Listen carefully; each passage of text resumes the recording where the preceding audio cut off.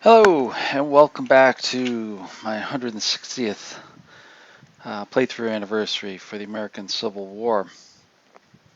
We've come to September 2023, which is 160 years ago, would be September 1863. And we come up to Chickamauga, Battle of Chickamauga. And we're going to have a playthrough here using the River of Death from GMT, one of the original first printings of this, so there's plenty of errata here that I will get to here in a little bit.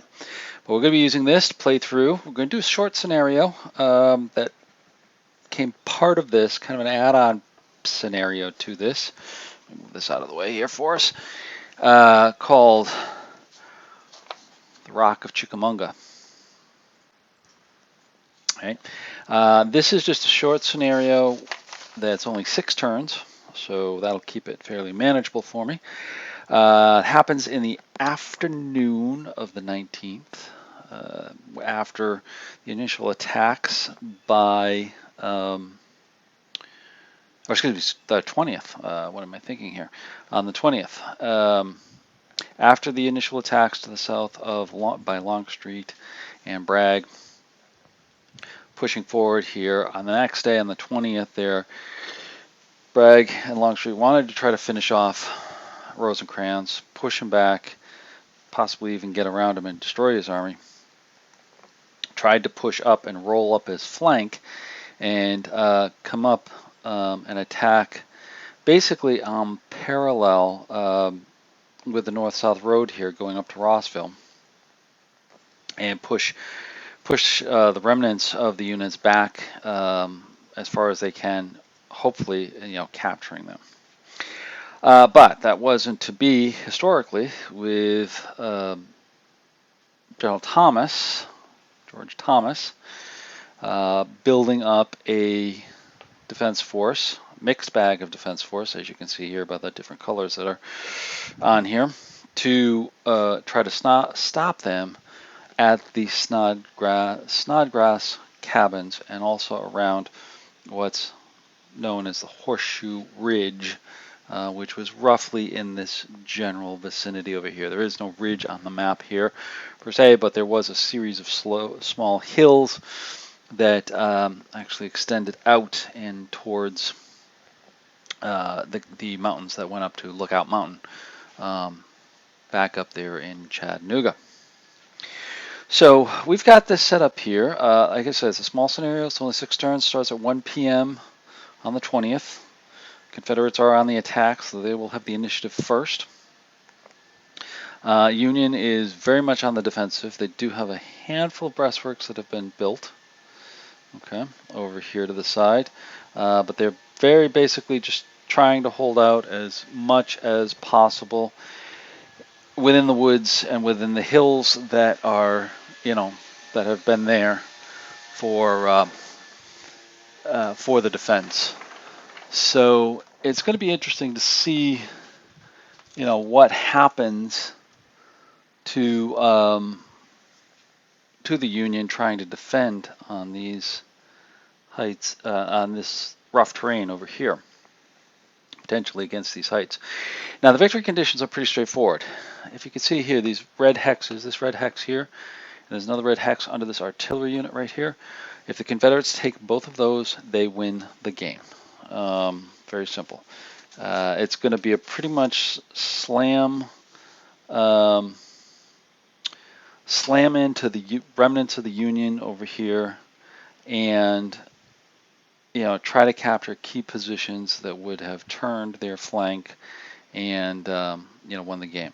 And actually, I'm just briefly looking here at the victory conditions. It's not an and condition over here. It's actually an or condition. So either one of these captured ends the game with a Confederate victory. All right. Obviously, the Union has a chance to take them back. It doesn't stop the game at that point. Goes all 6 turns. But if the Confederates have that at the end, or this one at the end, it's a Confederate victory. So even though we'll be tracking things like collapse and brigade combat ineffectiveness, for AMs and things like that. They won't count for victory conditions. Same thing with artillery losses and cavalry losses. Actually, I don't even think we have cavalry in here, but those won't count in there as well. Command is a little bit different. In fact, that was one of the challenges with the setup, is understanding just who is in what command. So let me talk about that here a little bit. So Thomas, as I said, from the Union perspective, is a corps commander. And then he has Wood, which he is stacked with over here as a division commander. And we also have Brennian here as another division commander. That's under Thomas at this point. We also have Stanley over here. Oh, sorry, he's under Brennian. Just looking for other... Let's see, other divisions over here as I wrote these down. We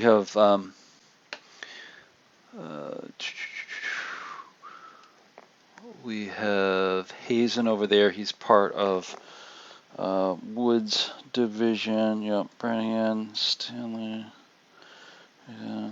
We have Stedman over here. He's part of the reserve. Okay, he'll be under Thomas as well in terms of this. So we have basically three divisions on the Union side of things, kind of a mixed bag of things here. The color codes made it very challenging for a couple of reasons. One, there's quite a bit of errata on some of the color codes and on the counters. But two, it's a mixed bags of people. So you see here, like this unit, this is actually Walker, not Connell. He actually controls all of the orange that you see, but also this yellow and this red, 21st Ohio and the 98th Indiana, as well as Van Dever up here. So he controls all of those. And the same thing will be for Wood over here. Contains a kind of a mixed bag of things. They've also got unit losses in there as well. Confederates have the same thing. A lot of mixed divisions here. Although Longstreet is in command, he isn't actually on the board, so that will make it a little interesting. And isn't part of the battle. He had set it up, but he wasn't necessarily in direct control at the time of the battle, which leads me to believe that we'll have the negative effects on the AM side of things there. So we have, first off, we have Kershaw, which is one division, and then we have Hindman, and then Preston are going to be the three. Oh, and Johnson, sorry, and Johnson too, will be the three divisions that will be attacking, all under the command of Longstreet. And they are actually a reorganized fashion. Some of their original table of organizations have changed, and some units have shifted. I'll highlight the Confederates as they come in. I think there's only one here on the board. The 15th Alabama here is actually part of Humphrey's brigade over here for the attack. Kershaw has himself and Humphrey that's initially on the board, which initially start the attack, and Johnson will come in on the first turn here as well. So, bit of a challenge to handle that, and unfortunately, that's not set up very well in the setup. I actually, just to show you this, I created my own table of organization here, hopefully to keep, at least my mind, straight with all of this to help me out.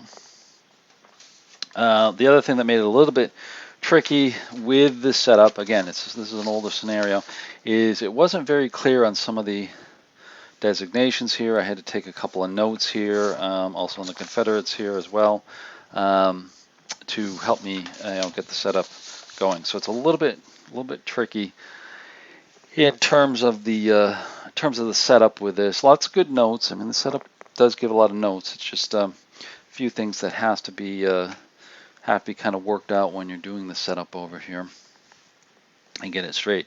The Union is in full possession of those two hexes, obviously. Otherwise, it would be extremely tough for the Union. But a lot of units, especially down here in Walker's brigade, are reduced and some of them even collapsed. I think this guy right here, yeah, he's collapsed right here. So you can see, I put the collapse marker on there so we can see all the units here first. May shift those around later. You see there's a lot of brittle units for the Union trying to hold some sort of line against a renewed Confederate onslaught over here. Confederates will be getting reinforcements pretty much every other hour through here. We're going to get Johnson first, who's going to come up. Hopefully you can see these green hexes right on the bottom here. I've kind of highlighted them where they're going to be coming in. We're going to get Johnson's units, division units coming in first, 3 brigades over here that are going to support Kershaw's attack, followed by Hindman, and then lastly Preston to try to push on here. So again, it's going to be pretty much a big slugging match. From the Union's perspective, Stanley is already here. We also have Stedman coming down with 2 brigades. We also have Van Dever is going to come in. We also have Hazen that's going to come in here as well to reinforce. So it's a lot of fighting, right in here. So it does look kind of interesting in terms of the battle. We're going to see how it goes. I'm also reading up with this with Dave Powell's book on Chickamauga. I don't have it here with me. I'll bring it in for one of the next videos. His second book does a very good job at detailing what the battle looked like, what the terrain through here looked like, the units, and just what action occurred within there. So I'm using that as kind of reference too here as well. I'm going to try to recreate it, keeping to what we've got here, but also kind of letting the battle go as well as it can. We've got a couple lines of advance for Confederates. We've got an interesting trail over here which leads right up to it, and the Union right flank is in the air over here. So this potentially can be used, but they've got to either backtrack to get over here or slog through the woods to get up there to make that happen, which is interesting.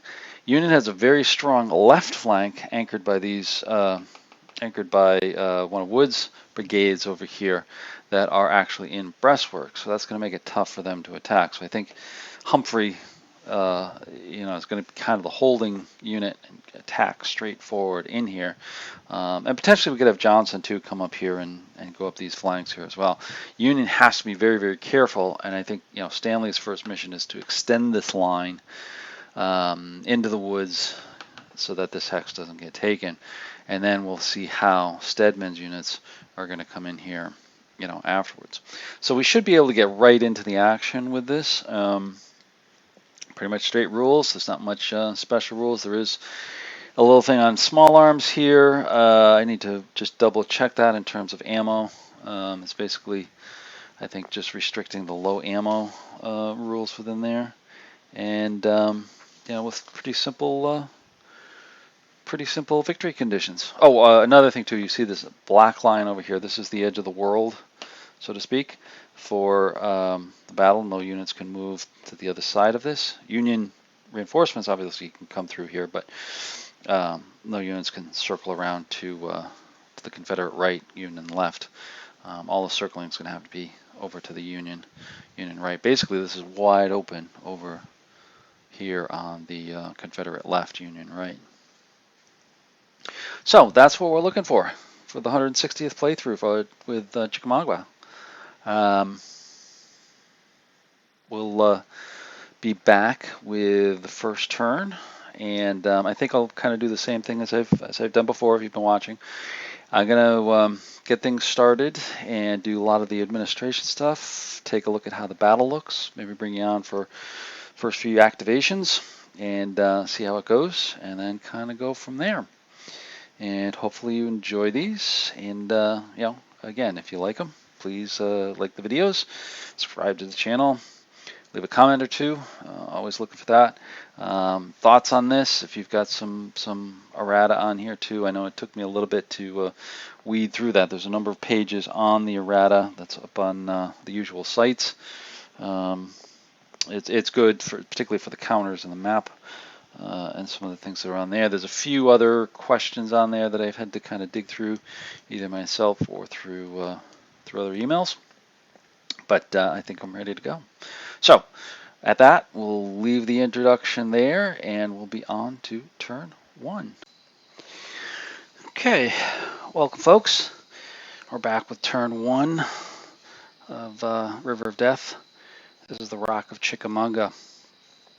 So turn 1 here, I kind of played it all through. I said just a few minutes ago that I'd bring you through and you could watch some of the play on this. I decided not to as I was going along with this, having a little bit of difficulty with a few of the special rules, also a few things with the stacks and things like that, which dragged it along here a little bit, and I didn't want to drag you through it.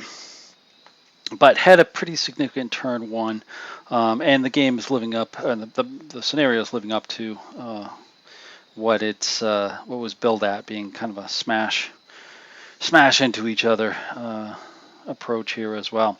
So let me get to it and kind of show you what happened here. First off, Kershaw came into the attack. He was the lead off here, and he just went right into it. Humphreys straight ahead, Kershaw straight ahead against here, and just hit on Walker, Connell's brigade very, very hard. And they were in a brittle state as it was, and you can see they've fallen back quite a bit. On there, we had one routed unit, the 17th Ohio here, and then one eliminated unit, the 4th Kentucky, which is not surprising. It was only down to 1 strength point at the start of the game. So they were both knocked out. You can see the line here is pushed back roughly 2 to 3 hexes from where they started from, and really took the brunt of Humphreys' attack. But it wasn't an easy attack for Humphreys. You can see a number of Humphreys units here, and actually let me zoom you in a little bit so you can actually see this a little bit better. I'll zoom you in and then move you down like so. There we go.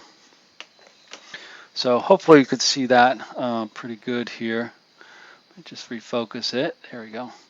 And you can see here, and these other units, some of them have recovered on here, had disordered, and also one had actually routed by a strange coincidence right there in one of the shock attacks. It broke, and I think it was a bloody standoff, and it broke, and then it failed its second morale test, or not a second morale test, but the UDD for the second disorder, and was routed. So they've paid a pretty significant price here for pushing up 3 hexes, but they've really damaged the Union troops. This line is very weak here in the center. Pushed them back a little bit, almost to the doorstep of the Snodgrass victory hex right here.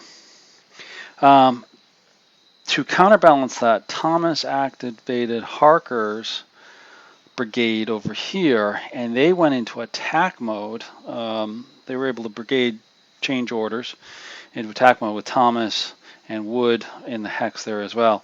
And they've swung down to try to put some pressure onto Humphreys' flank while they were attacking over here.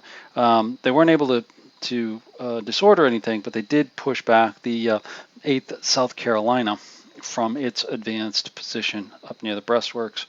That was near this breastworks right here. And then they've shifted some more troops down there to put on some pressure. The artillery shifted back over here to give some real good fields of fire, and also allow potentially the I-4th U.S. to pivot and cover the southwesterly flank of that victory hex there too. Also to the, forget what unit it is, 3rd Kentucky came back here to support the guns there as well.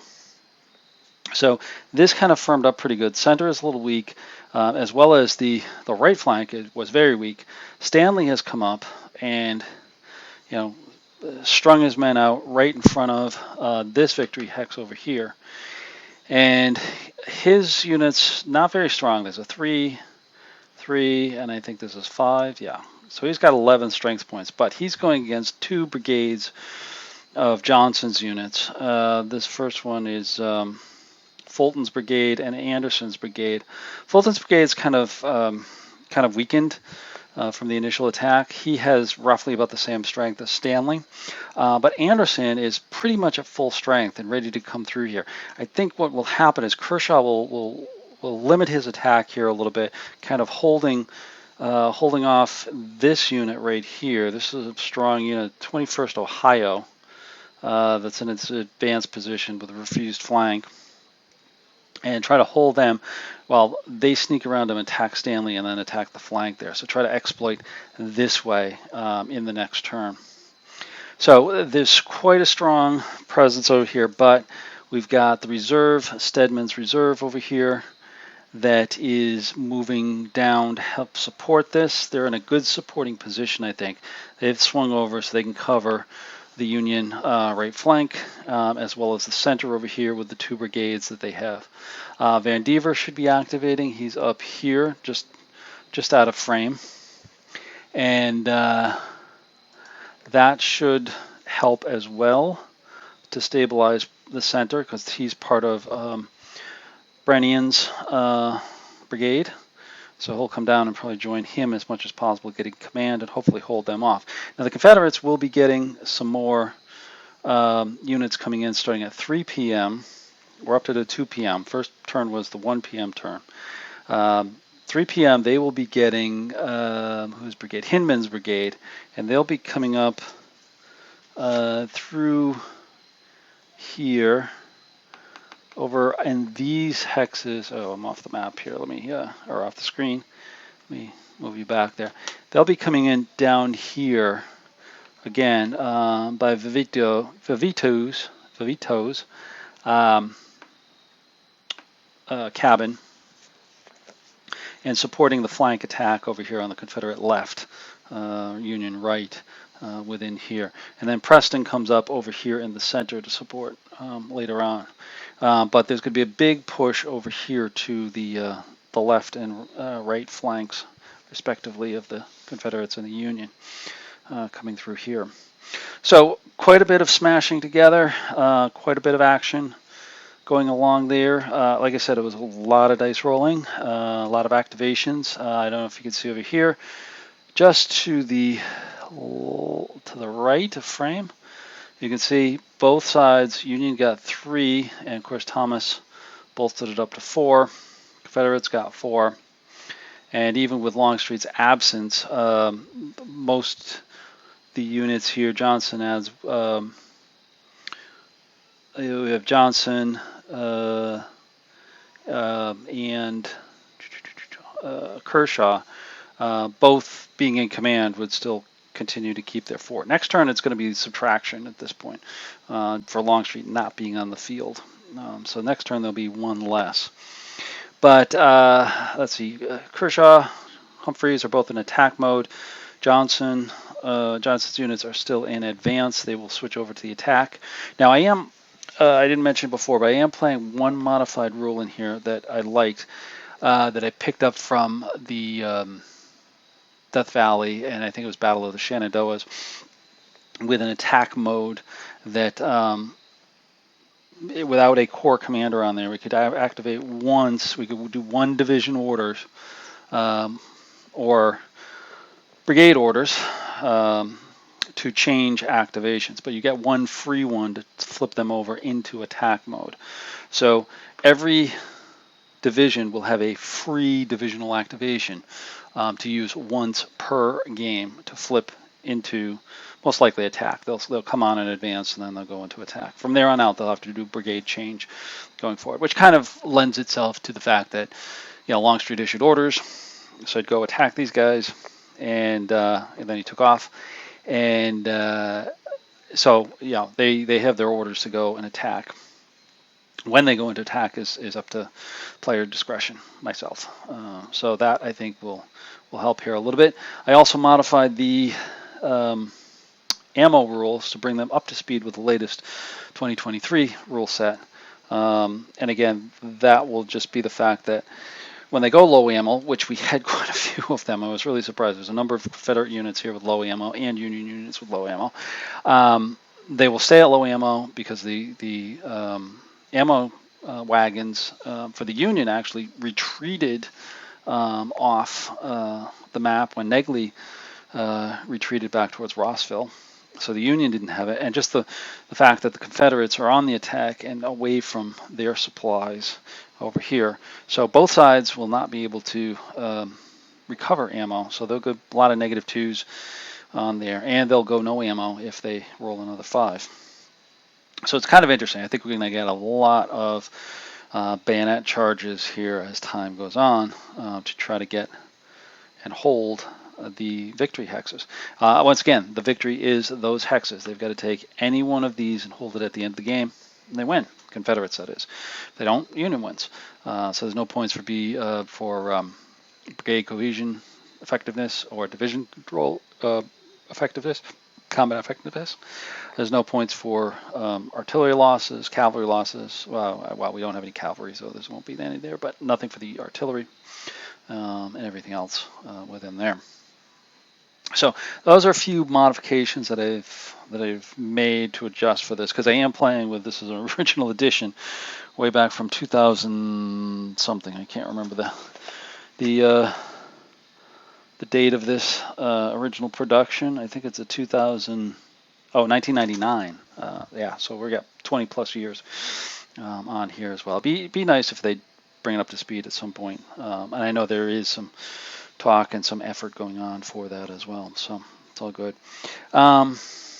See, what else am I missing here on here? I don't know. I think you see everything. Oh, I didn't mention about this flank attack over here. These units under who was it? Suggs are advancing. They were going to go up here with Johnson up here this way, but I decided to swing them this way with the artillery and try to bring them around on the flank. I thought that would be kind of interesting if they can get into this gap over here and provide some flank pressure on these victory hexes. So maybe Anderson, Fulton, and Kershaw can get some leverage to go in there as well. So that was the only thing I think I missed on there. So this is the end of turn 1. Pretty much smash and bash scenario. Liking it so far. A lot of dice rolling, a lot of action, a lot of big stacks, as you can see on the board there. But it's all good. So let me get on to turn 2. If I do get to a point that some interesting stuff is happening, I may try to bring you on. But yeah, I'm going to get through most of turn 2 and then come back and give an update at least at the end of the turn. So thanks for watching, and we'll see you on the next turn.